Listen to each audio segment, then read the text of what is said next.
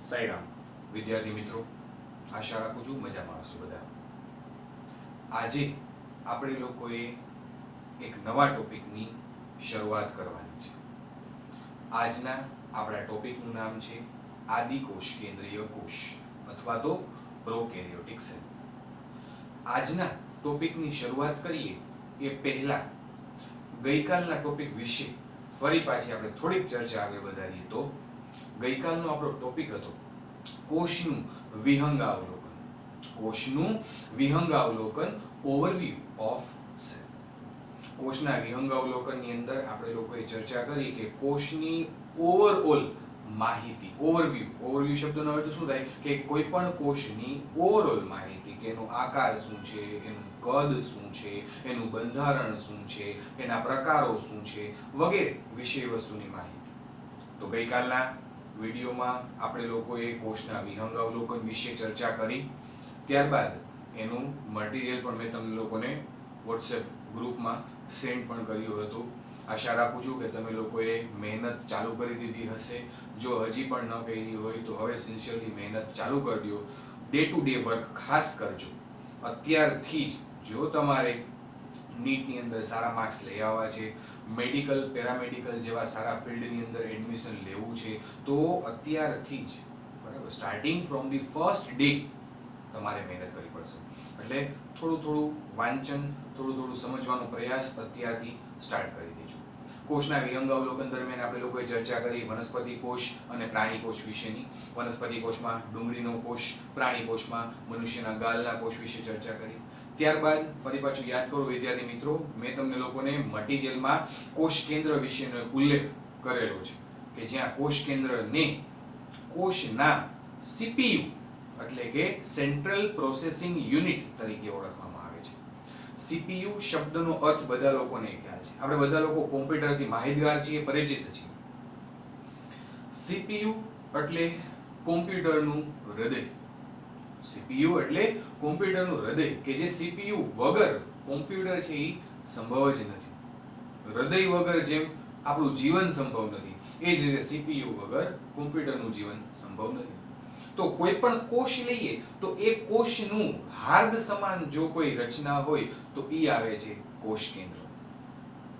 એનો મતલબ એવું ન કહી શકાય કે કોષ કેન્દ્ર સિવાય અન્ય કોઈ અંગિકા કે અન્ય કોઈ ઘટક એકમ કે અન્ય કોઈ ભાગની ઉપયોગિતા નથી, એવું નથી. પરંતુ દરેક ઘટક કરતા દરેક ઘટકોનું પોતપોતાનું વર્ચસ્વ છે.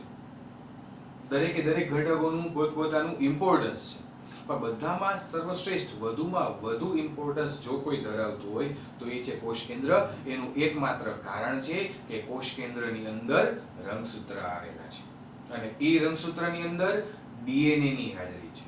અને આ ડીએનએ છે કે જે આપણા આનુવંશિક દ્રવ્ય તરીકે જેને આપણે લોકો ઓળખીએ છીએ, આ ડીએનએ છે કે જેની અંદર જનીનિક માહિતી રહસ્યમય રીતે છુપાયેલી છે.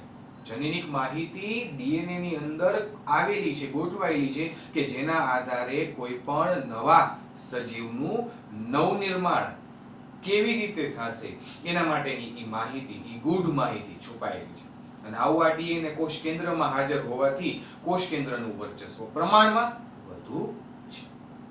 તો આ કોષ કેન્દ્રને આથી આપણે લોકો કોઈ પણ કોષના સીપીયુ અથવા તો સેન્ટ્રલ પ્રોસેસિંગ યુનિટ અથવા તો હૃદય સંબંધિત રચના તરીકે એનો ઉલ્લેખ કરીએ છીએ. ત્યારબાદ કોષના જુદા જુદા પ્રકારો વિશેની ચર્ચા કરી.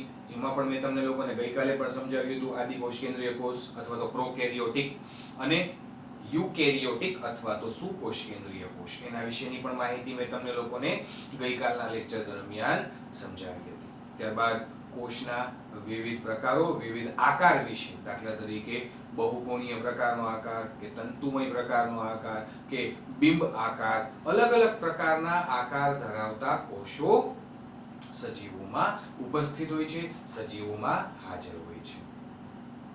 તો કોષનું વિહંગાવલોકન આપણે લોકોએ ગઈકાલે ટોપિક પૂરો કર્યો.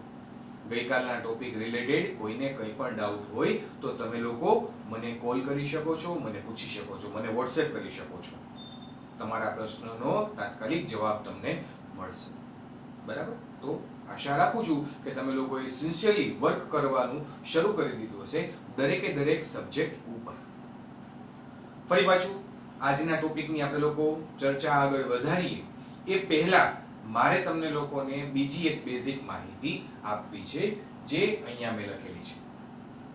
અહીંયા તમે લોકો જોઈ શકો છો કે કોષીય કદ, સાઇઝ વાઇઝ આપણે લોકો વાત કરીએ કે અલગ અલગ પ્રકારના કોષો, અલગ અલગ પ્રકારના લાક્ષણિક કોષો અને લાક્ષણિક કોષોનું કદ, એની સાઇઝ કેટલી હોય છે કે જે તમારે માહિતી ખાસ યાદ રાખવાની છે. નીટ પોઈન્ટ ઓફ વ્યૂ, નીટના સંદર્ભમાં, ગુજકેટના સંદર્ભમાં આ માહિતી અત્યંત ઇમ્પોર્ટન્ટ છે. ભૂતકાળમાં આના રિલેટેડ ક્વેશ્ચન પૂછાયેલા છે. તો આ આંકડાકીય માહિતી તમારે ખાસ યાદ રાખવાની રહેશે, એટલે બધા લોકો ખાસ સમજજો. કોષીય કદ અથવા તેની સાઇઝ. દાખલા તરીકે કોઈ પણ લાક્ષણિક સુકોષ કેન્દ્રીય કોષની વાત કરીએ, લાક્ષણિક સુકોષ કેન્દ્રીય કોષની વાત કરીએ તો એ સુકોષ કેન્દ્રીય કોષ હશે તો એની સાઇઝ મેં અહીંયા લખેલી છે 10 થી 20 માઇક્રોમીટર. 10 થી 20 માઇક્રોમીટરનો ઓન એન એવરેજ, સમજો સરેરાશ બોલું છું, એક્ઝેક્ટ આંકડો ન હોય આમાં, પરંતુ સરેરાશ એનું કદ 10 થી 20 માઇક્રોમીટર. કોઈ પણ લાક્ષણિક સુકોષ કેન્દ્રીય કોષ, સુકોષ કેન્દ્રીય કોષ કોને કહેવાય એના વિશે હવે તમને લોકોને ભલીભાંતિ ખ્યાલ છે. યુકેરિયોટિક સેલ કોને કહેવાય, યુકેરિયોટિક કોષ કોને કહેવાય એના વિશેની માહિતી મેં તમને લોકોને અગાઉના લેક્ચર્સ દરમિયાન આપેલી છે. હવે ઈ સુકોષ કેન્દ્રીય કોષનું કદ, એની સરેરાશ કદ મેં અહીંયા લખેલું છે કે એ 10 થી 20 માઇક્રોમીટર જેટલું કદ ધરાવે છે. અને આવો કોઈ પણ લાક્ષણિક સુકોષ કેન્દ્રીય કોષ જો તમારે જોવો હોય તો એને જોવા માટે તમારે આપણી દ્રષ્ટિ પાસે એટલી કેપેસિટી નથી કે આપણે લોકો એ કોષને નરી આંખે જોઈ શકીએ. એટલા માટે, કારણ કે એ અત્યંત સૂક્ષ્મદર્શી છે અને અત્યંત સૂક્ષ્મદર્શી હોય તો એને જોવા માટે તમારે સૂક્ષ્મદર્શક યંત્ર અથવા તો માઇક્રોસ્કોપનો યુઝ કરવો પડે. ફરી પાછું આગળ ચર્ચા વધારીએ. લાક્ષણિક બેક્ટેરિયા, કોઈ પણ લાક્ષણિક બેક્ટેરિયલ કોષ હોય, લાક્ષણિક બેક્ટેરિયલ કોષ, બેક્ટેરિયલ કોષ એટલે આદિ કોષ કેન્દ્રીય કોષ અથવા તો પ્રોકેરિયોટિક કોષ, આદિ કોષ કેન્દ્રીય કોષ. તો એ લાક્ષણિક બેક્ટેરિયા કે જેનું કદ 1 થી 2 માઇક્રોમીટર. જો તમે આના આધારે કમ્પેરિઝન કરાવી શકો કે આપણા કોષની વાત કરીએ, લાક્ષણિક સુકોષ કેન્દ્રીય કોષની વાત કરીએ તો એની સાઇઝ હતી 10 થી 20 માઇક્રોમીટર. આપણી કમ્પેરિઝનમાં જો બેક્ટેરિયલ કોષને મૂકીએ તો એની સાઇઝ કેટલી ઘટીને થઈ જાય છે, 1 થી 2 માઇક્રોમીટર જેટલું સરેરાશ કદ એ લાક્ષણિક બેક્ટેરિયા ધરાવે છે. ફરી પાછી આગળ ચર્ચા કરીએ તો ત્યારબાદ PPLO. અગાઉના લેક્ચર દરમિયાન આપણે લોકો ચર્ચા કરી ગયા છીએ કે સૌથી નાનામાં નાનું કદ ધરાવતો, સૌથી ઓછું કદ ધરાવતો એવો કોષ કે જેને PPLO, પ્લુરો ન્યુમોનિયા લાઇક ઓર્ગેનિઝમ, આગળ લખાવેલું છે મેં તમને લોકોને, ફરી પાછું બોલું છું, પ્લુરો ન્યુમોનિયા લાઇક ઓર્ગેનિઝમ PPLO. અને PPLO નું અન્ય પ્રચલિત નામ મેં અહીંયા લખેલું છે. પ્લુરો ન્યુમોનિયા લાઇક ઓર્ગેનિઝમ નું અન્ય પ્રચલિત નામ છે માઇકોપ્લાઝ્મા. ફરી પાછું બોલું છું વિદ્યાર્થી મિત્રો, માઇકોપ્લાઝ્મા. PPLO નું અન્ય પ્રચલિત નામ, પૃથ્વી ઉપરનો સૌથી નાનામાં નાનું, ઓછામાં ઓછું કદ ધરાવતો કોષ અત્યાર સુધીનો, તો એ આવે છે માઇકોપ્લાઝ્મા અથવા તો PPLO અને એનું કદ આવે છે 0.1 માઇક્રોમીટર. 0.1 માઇક્રોમીટર. અત્યંત નાનો સૂક્ષ્મ કદનો એવો જીવંત કોષ, અત્યંત નાનો સૂક્ષ્મ કદનો એવો જીવંત કોષ તો એ આવે છે PPLO. અથવા તો બે નામ યાદ રાખજો વિદ્યાર્થી મિત્રો, માઇકોપ્લાઝ્મા કે PPLO કે બંને વસ્તુ સેમ. તો એનું કદ છે 0.1 માઇક્રોમીટર. હવે ક્યાં આપણું કદ વિચાર કરો, સુકોષ કેન્દ્રીય કોષ, સુકોષ કેન્દ્રીય કોષનું કદ 10 થી 20 માઇક્રોમીટર. એના પછી બેક્ટેરિયાનું કદ તો કે 1 થી 2 માઇક્રોમીટર. એના પછી PPLO નું કદ તો કે 0.1 માઇક્રોમીટર. અને ત્યારબાદ વાત કરીએ વાયરસીસ વિશે. વાયરસનું કદ એનાથી પણ નાનું, 0.02 થી 0.2 માઇક્રોમીટર. 0.02 થી લઈ અને 0.2 માઇક્રોમીટરનું કદ, અત્યંત સૂક્ષ્મ કદ ધરાવતી રચના એટલે વાયરસ. પ્રશ્ન એમ થાય કે સર તમે તો હમણાં એમ કહેતા હતા કે સૌથી નાનામાં નાના કદનો કોષ તો પીપીએલઓ છે, પીપીએલઓ થી પણ નાનામાં નાનું કદ જોવા મળ્યું છે, પરંતુ વાયરસને આપણે લોકો જીવંત કોષ તરીકે ગણના કરતા નથી.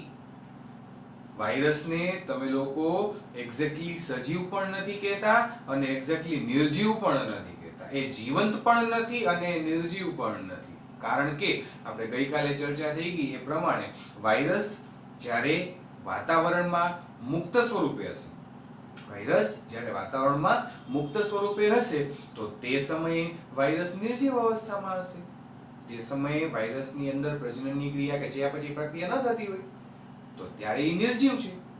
અને જ્યારે ઈ વાયરસ એના યોગ્ય યજમાનની અંદર પ્રસરે છે, દાખલ થાય છે અને યજમાનની અંદર દાખલ થઈ અને યજમાન કોષ ઉપર એટેક કરે. માની લ્યો કે આપણી જ વાત કરીએ, અત્યારની જ પરિસ્થિતિ, અત્યારની મોટી મહામારી વિશે વાત કરીએ કે ભાઈ કોરોના વાયરસ. હવે આપણે બધા લોકો આ નામથી, આ શબ્દથી માહિતગાર છીએ. તો એ કોરોના વાયરસ જ્યારે આપણી અંદર દાખલ થાય છે, આપણા શરીરમાં દાખલ થયો, તો આપણું શરીર છે એ કોરોના વાયરસ માટેનું યજમાન ગણાય. મનુષ્ય શરીર છે એ કોરોના વાયરસ માટેનું યજમાન ગણાય અને એ યજમાનની અંદર દાખલ થાય અને પછી એ વાયરસ વિભાજન પામવાનું શરૂ કરે છે. પછી એ વાયરસ પ્રજનન કરવાનું શરૂ કરે છે અને જોતજોતામાં અમુક મિનિટ્સમાં જ એની સંખ્યા લાખોમાં પહોંચી જાય છે. તો જ્યારે એ યજમાનની અંદર દાખલ થાય છે ત્યારે જ એ જીવંત બને છે, ત્યારે જ એને આપણે લોકો સજીવ કહીએ છીએ, બાકી નિર્જીવ. આથી જ જુદા જુદા વિશ્વના જુદા જુદા વૈજ્ઞાનિકોએ વર્ગીકૃત શાખાની અંદર અથવા તો વર્ગીકૃત કક્ષાની અંદર વાયરસનો ઉલ્લેખ નથી કર્યો. વર્ગીકરણની અંદર પણ વાયરસ શબ્દનો ઉલ્લેખ નથી કરવામાં આવેલો. એનું કારણ છે કે વાયરસ વિશેની આપણી પાસે રહેલી માહિતી એ ખૂબ જ અપૂરતી છે, ઓછી છે. એટલું જ નહીં, એને બાદ કરતા એક્ઝેક્ટલી વાયરસનું વર્ગીકરણ, એક્ઝેક્ટલી વાયરસની ગણના એ ન તો જીવંત સજીવ તરીકે થાય છે અને ન તો નિર્જીવ તરીકે થાય છે. તો વાયરસનું પણ મેં કદ અહીંયા તમને લોકોને લખી દીધું છે. 0.02 થી માંડી અને 0.2 સુધીના માઇક્રોમીટર સુધીના વાયરસ પૃથ્વી ઉપર વાતાવરણમાં ઉપલબ્ધ છે. તો અહીંયા જે મેં તમને લોકોને ઉદાહરણ આપેલા છે કોષીય કદના, અલગ અલગ એની સાઈઝ પણ આપેલી છે. વિદ્યાર્થી મિત્રો ખાસ લખી રાખજો, ખાસ યાદ રાખવાનો પ્રયાસ કરજો, કારણ કે આ વસ્તુ ગુજકેટ પોઈન્ટ ઓફ વ્યૂ પણ ઇમ્પોર્ટન્ટ છે, exam point of view important છે. હવે આપણે આપણો મુખ્ય ટોપિક સ્ટાર્ટ કરીએ. તો એનું નામ છે આદિકોષ કેન્દ્રીય કોષ અથવા તો પ્રોકેરિયોટિક કોષ. આદિકોષ કેન્દ્રીય કોષ. હું જોજો બેય નામ તમને બોલતો જઈશ, બેય નામ તમને સાથે સાથે સમજાવતો જઈશ, બરાબર? તો તમને બેય નામ યાદ રહેશે. પ્રોકેરિયોટિક આપણે લોકો એની સંધિ છૂટી પાડી હતી. પ્રો એટલે શું, કેરિયોટિક એટલે શું? પ્રો એટલે પ્રાથમિક, પ્રો એટલે આદિ, પ્રો એટલે અવિકસિત. PRO pro. તો પ્રાથમિક કહી શકાય, અવિકસિત કહી શકાય અથવા તો અત્યંત આદિ, જૂનું. અને કેરિયોટિક એટલે કે કોષ કેન્દ્રીય રચના, અત્યંત આદિ એવી કોષ કેન્દ્રીય રચના ધરાવતો કોષ, અત્યંત પ્રાથમિક પ્રકારની કોષ કેન્દ્રીય રચના ધરાવતો કોષ, જેને આપણે લોકો આદિ કોષ કેન્દ્રીય કોષ તરીકે ઓળખીએ છીએ. આદિ કોષ કેન્દ્રીય કોષ વિશેના અમુક મુદ્દાઓ important, exam point of view જે તમારે ખાસ ઇમ્પોર્ટન્ટ છે, ખાસ યાદ રાખવાના છે, એ મુદ્દાઓ વિશે મેં અહીંયા લખેલું છે. તો ચર્ચા એક પછી એક મુદ્દાઓની આપણે લોકો વિગતવાર શરૂ કરી. રેડી બધા લોકો? ચાલો જુઓ. સૌપ્રથમ આદિ કોષ કેન્દ્રીય કોષના મેં અહીંયા ઉદાહરણ આપેલા છે તમને લોકોને. ઉદાહરણમાં આવે છે બેક્ટેરિયા, આદિ કોષ કેન્દ્રીય કોષ તરીકે એક ઉત્કૃષ્ટ ભૂમિકા ભજવતો એવો આદિ કોષ કેન્દ્રીય કોષ બેક્ટેરિયા. સૂક્ષ્મ જીવાણુ ગુજરાતીમાં આપણે લોકો જેને કહીએ છીએ. બેક્ટેરિયા પછી આવે છે નીલહરિત લીલ. બેક્ટેરિયા પછીનું બીજા નંબરનું આદિકોષ કેન્દ્રીય કોષ તરીકે જેની વર્ગીકરણ આદિકોષ કેન્દ્રીય કોષમાં થાય છે એવી રચના નીલ હરિત લીલ. યાદ રાખજો વિદ્યાર્થી મિત્રો, હું લીલની વાત નથી કરતો, ખાલી લીલ વિશે નથી બોલતો, હું શબ્દ શું બોલું છું? નીલ હરિત લીલ. નીલ હરિત લીલ એટલે બેક્ટેરિયાનું જ એક રૂપાંતરિત સ્વરૂપ છે. યાદ રાખજો, નીલ હરિત લીલ એટલે એ બેક્ટેરિયાનું જ એક રૂપાંતરિત સ્વરૂપ છે. એનું અન્ય પ્રચલિત નામ છે સાયનોબેક્ટેરિયા. નીલ હરિત લીલ એનું અન્ય પ્રચલિત નામ અહીંયા લખું છું,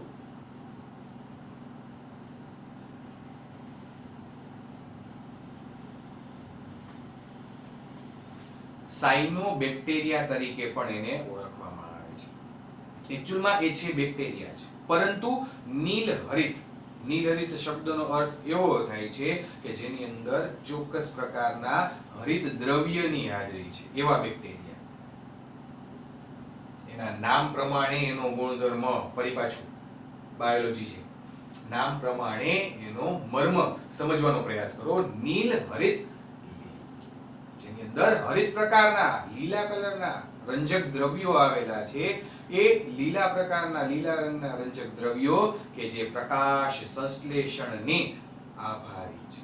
તો સાયનોબેક્ટેરિયા આ એવા બેક્ટેરિયા છે, સાયનોબેક્ટેરિયા અથવા તો નીલહરિત લીલ એ એવા બેક્ટેરિયા છે કે જેઓ પ્રકાશ સંશ્લેષી છે, જેઓ પ્રકાશ સંશ્લેષણ કરી શકે છે, જેઓ પ્રકાશ સંશ્લેષણના માધ્યમથી પોતાનો ખોરાક પોતાની રીતે બનાવી શકે છે. ખોરાક માટે એને અન્ય યજમાન ઉપર આધારિત રહેવું પડતું નથી. ખોરાક બનાવવા માટે, ખોરાક પ્રાપ્તિ માટે, પોષણ પ્રાપ્તિ માટે અન્ય યજમાન ઉપર તેઓ આધારિત હોતા નથી. એવા આ બેક્ટેરિયા કે જેને નીલહરિત લીલ અથવા તો સાયનોબેક્ટેરિયા નામ આપવામાં આવેલું છે. તો આ પણ એક ઉત્કૃષ્ટ પ્રકારના એવા આદિ કોષ કેન્દ્રીય કોષ તરીકે વખણાય છે, ઓળખાય છે. ત્યાર પછી વાત કરીએ, સેમ હમણાં આપણે આગળ ચર્ચા કરી ગયા પ્રમાણે પીપીએલઓ અથવા તો માઇકોપ્લાઝ્મા. તો આ ત્રણ ઉદાહરણ કેના છે? પ્રોકેરિયોટિક સેલના. ફરી પાછું આપણે લોકો યાદ રાખશું, બધા જ પ્રકારના બેક્ટેરિયા કેમાં વર્ગીકૃત થાય? તો કે આદિ કોષ કેન્દ્રીય કોષમાં.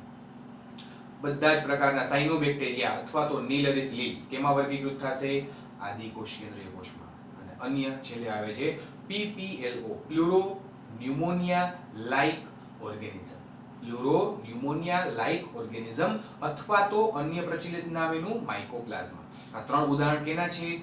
આદિ કોષ કેન્દ્રીય કોષના. સમજો, આદિ કોષ કેન્દ્રીય કોષના. ફરી પાછું ચર્ચા આગળ વધારીએ.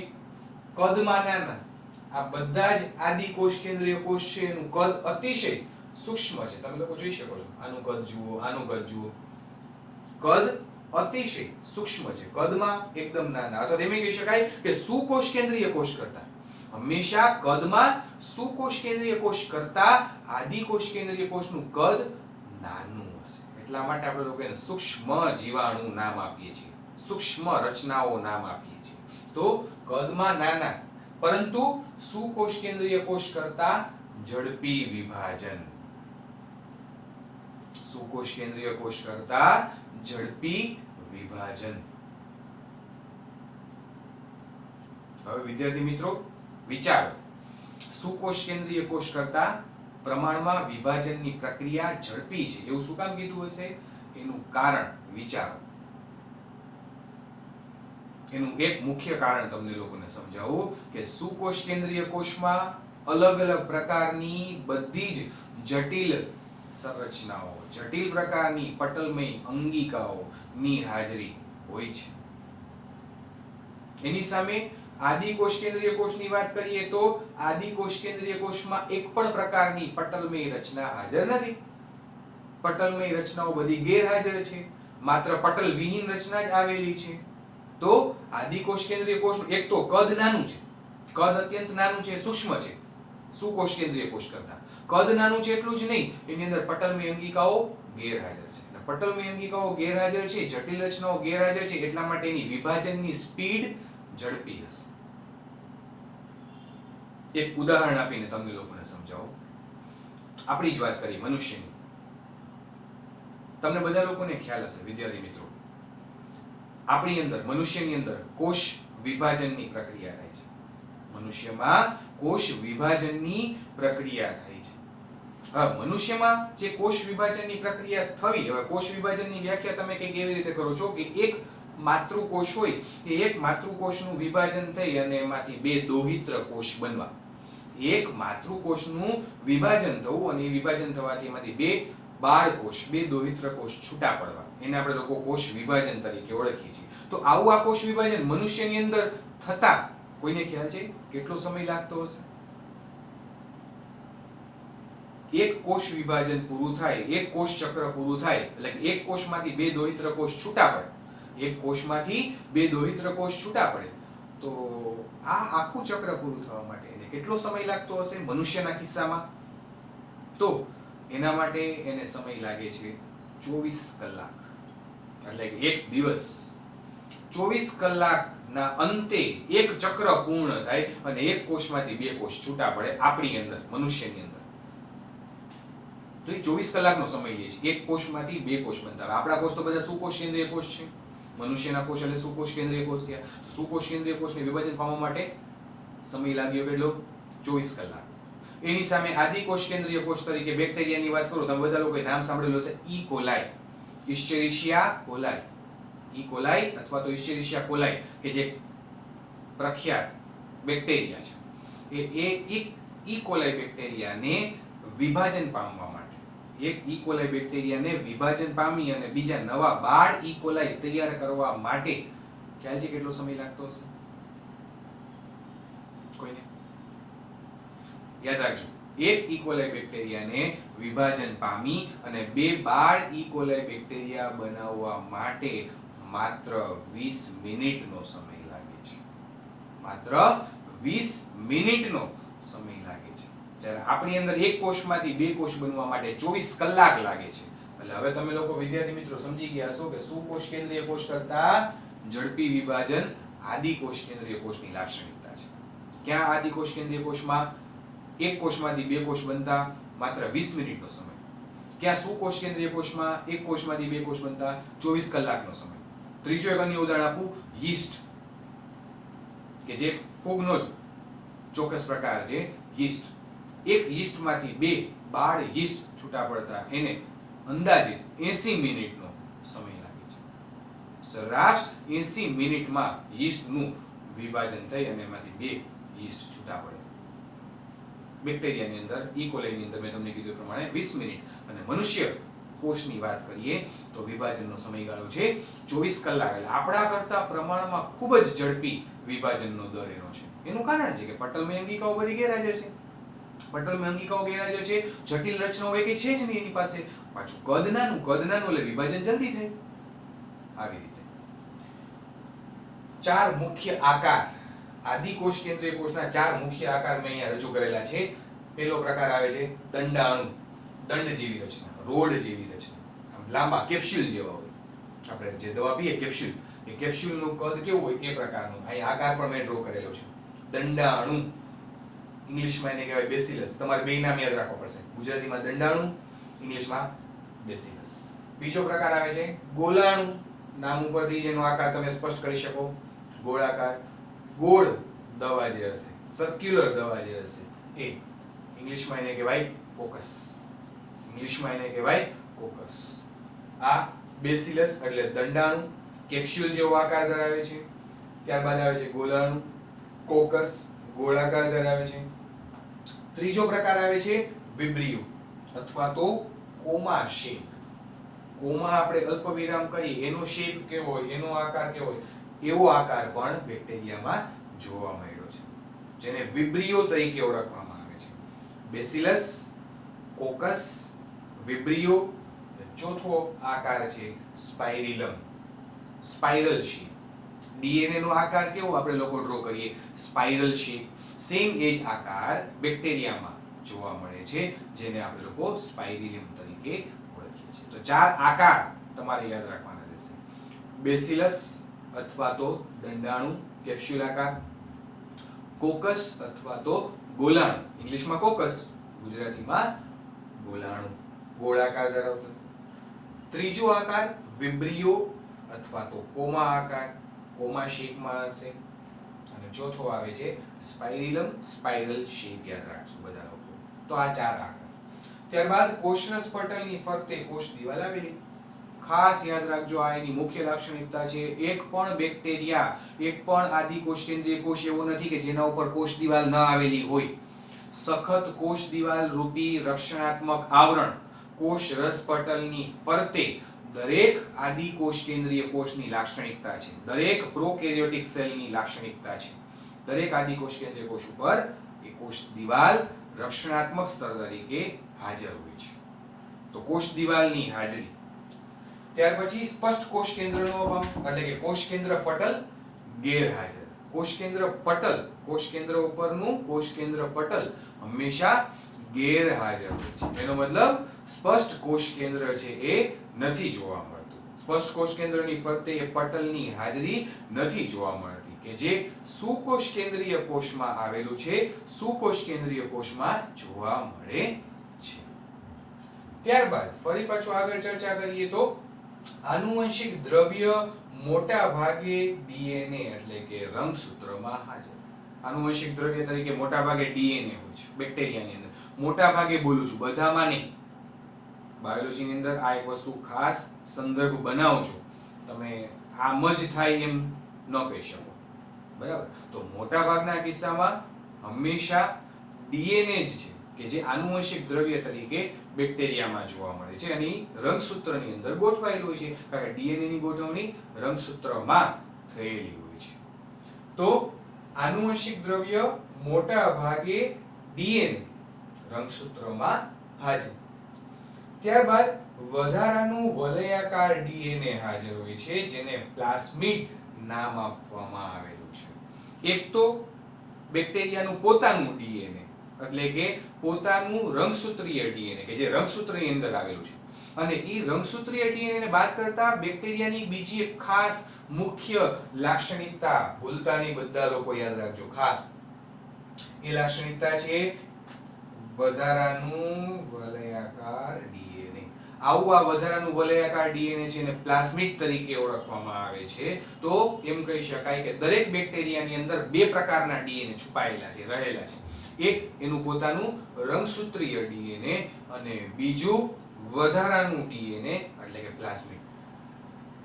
આ વધારાનું ડીએનએ બેક્ટેરિયાની અંદર પહેલેથી જ ઉત્ક્રાંતિવાદ અથવા તો ઉદ્વિકાસના નિયમને અનુલક્ષીને પહેલેથી જ કુદરતી રીતે આ વધારાનું ડીએનએ બેક્ટેરિયાની અંદર દરેક પ્રકારના આદિકોષ કેન્દ્રીય કોષની અંદર આવેલું છે, જોવા મળે છે.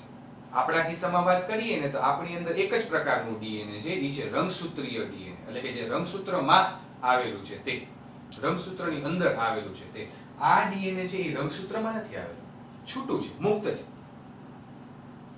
તો આવું આ વધારાનું ડીએનએ કે જેને પ્લાસ્મિડ તરીકે ઓળખવામાં આવે છે. હવે આપણને પ્રશ્ન એમ થાય કે તો સર વધારાના ડીએનએ ની શું જરૂર છે, શું કામ આવેલું છે? તો વધારાના ડીએનએ એટલે કે પ્લાસ્મિડ છે એની ભૂમિકા મેં તમને લોકોને અહીંયા લખેલી છે કે વિશિષ્ટ બાહ્ય સ્વરૂપીય લક્ષણો માટે. વિશિષ્ટ બાહ્ય સ્વરૂપીય લક્ષણો એટલે કે એનો આકાર, એનો દેખાવ, એવા જે સ્વરૂપીય લક્ષણો, એ કેવા બાહ્ય, કોઈ પણ બેક્ટેરિયાનો બાહ્યાકાર જે લક્ષણો છે એ બાહ્યાકાર લક્ષણો માટેની માહિતી, એ માહિતી કેમાં છુપાયેલી છે? તો એ માહિતી વધારાના ડીએનએ તરીકે પ્લાસ્મિડમાં છુપાયેલી છે, એના રંગસૂત્રીય ડીએનએ માં નથી. તો આવું આ વધારાનું ડીએનએ કે જેને પ્લાસ્મિડ ડીએનએ તરીકે ઓળખવામાં આવે છે, એ પ્લાસ્મિડ ડીએનએ પણ દરેક આદિકોષ કેન્દ્રીય કોષની, દરેક બેક્ટેરિયાની લાક્ષણિકતા છે. તો આપણે લોકો એવી રીતે યાદ રાખશું વિદ્યાર્થી મિત્રો કે બેક્ટેરિયાની અંદર બે પ્રકારના ડીએનએ આવેલા છે. એક એનું પોતાનું રંગસૂત્રીય ડીએનએ અને બીજું કે જે રંગસૂત્રની બહાર છે, મુક્ત સ્વરૂપે છે બેક્ટેરિયાની અંદર, એવું પ્લાસ્મિડ ડીએનએ કે જે વધારાનું ડીએનએ છે. વધારાનું ડીએનએ, જો અહીંયા શબ્દ પ્રયોજન કર્યું છે વધારાનું, વધારાનું ડીએનએ છે. કાર્ય શું કરે છે? બાહ્ય સ્વરૂપીય લક્ષણો, એનું સંચાલન, એનું નિયમન.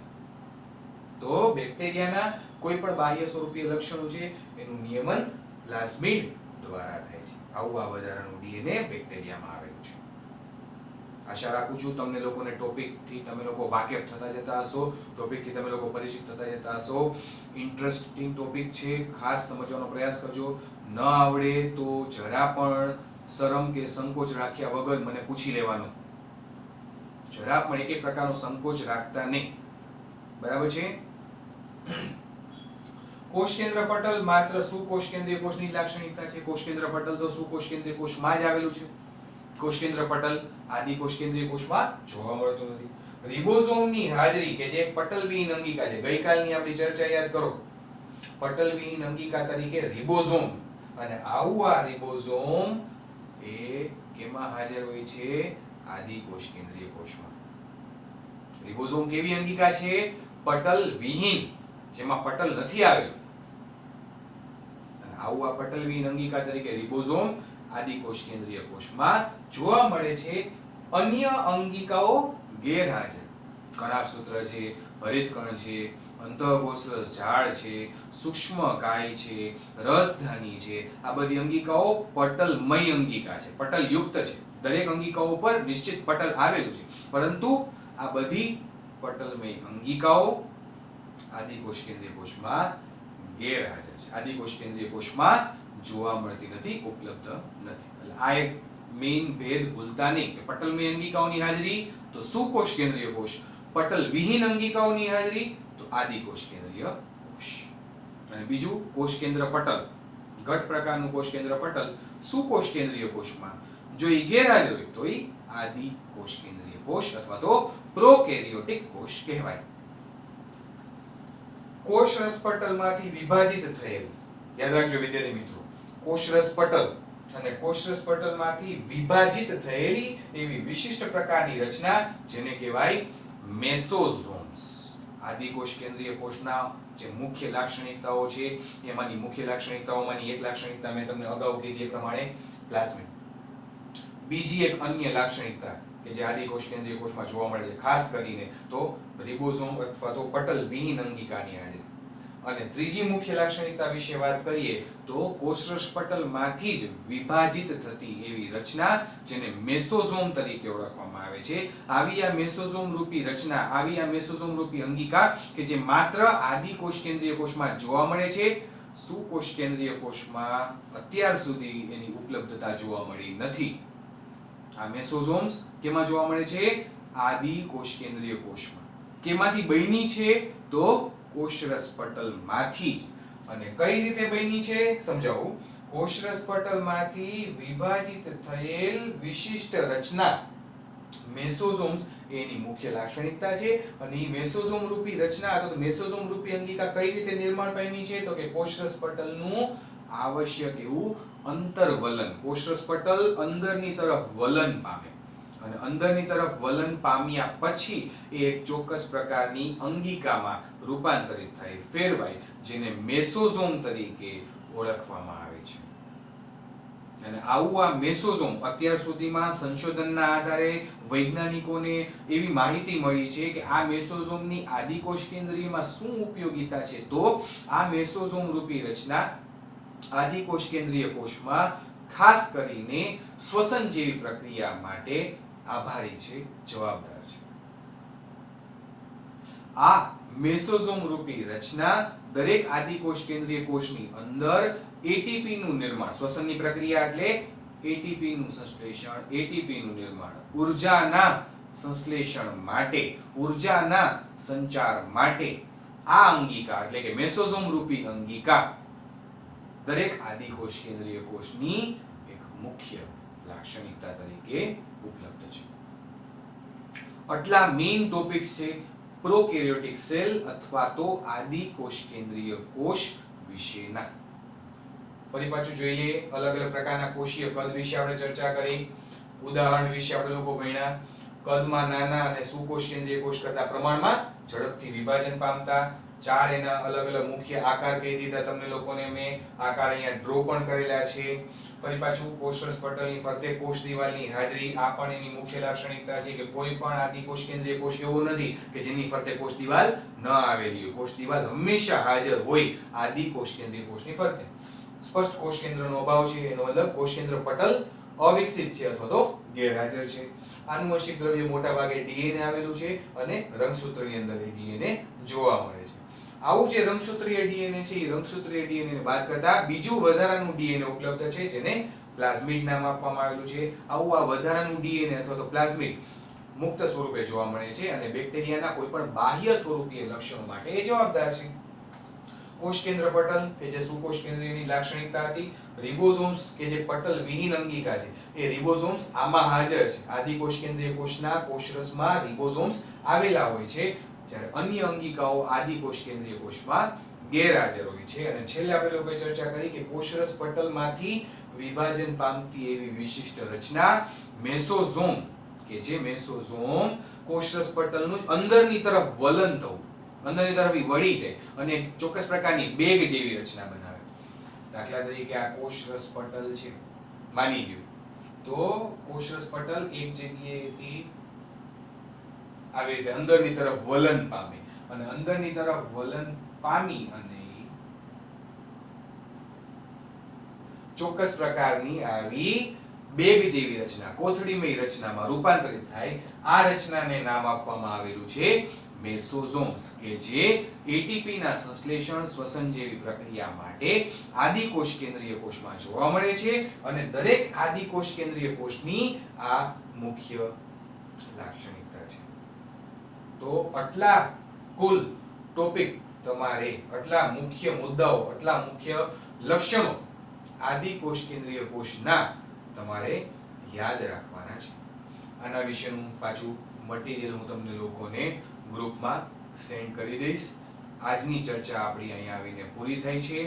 આદિકોષ કેન્દ્રીય કોષ વિશેનું વર્ણન તમારું ટેક્સ્ટબુક રિલેટેડ અહીંયા આવીને પૂરું થાય છે. કાલે ફરી પાછા આપણે લોકો ભેગા થશું અને નવા ટોપિક વિશે ફરી પાછી ચર્ચા આગળ વધારશું. કાલના નવા ટોપિકની ચર્ચા આપણે આગળ વધારીએ એ પહેલા મહેરબાની કરીને તમને લોકોને એક રિક્વેસ્ટ એ પણ કરવી છે કે આગળનું એક પણ ટોપિક રિવિઝન કર્યા વગરનું રહી ન જાય એની ખાસ તકેદારી રાખજો. ફ્રી ટાઈમમાં બની શકે એટલા ટોપિકને રિવાઇઝ કરવાનો પ્રયાસ કરજો. હું તમને લોકોને લેખિતમાં પણ મોકલું છું જે નીટ રિલેટેડ મુદ્દાઓ છે, બીજા અન્ય વધારાના મુદ્દાઓ છે એને નોંધ કરતા રહેજો. એક રજિસ્ટર મેન્ટેન રાખજો. એટલે આ બધા મુદ્દાઓ એ રજિસ્ટર જેવું વેકેશન તમારું ખુલશે એટલે હું તમને લોકોને તમારી પાસે આ રજિસ્ટર માંગીશ. એટલે પહેલેથી જ રજિસ્ટર મેન્ટેન કરતા રહેજો. Thank you.